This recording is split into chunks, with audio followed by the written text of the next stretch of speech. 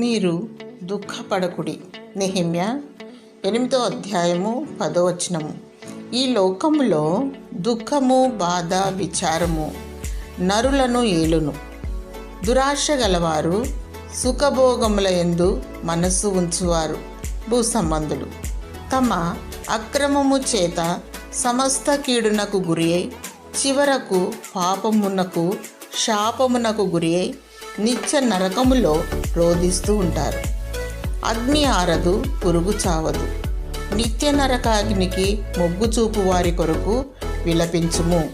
కన్నీటితో మానక ప్రార్థించుము. కానీ నీకు అన్యాయం జరిగిందని, అవమానం, నింద, శోధన జరిగిందని భయపడకు, దుఃఖపడకు. సంతోషించి గంతులు వేయము. నిన్ను ఆదరించువాడు ప్రభువైన యేసుక్రీస్తు. నీ విడుదల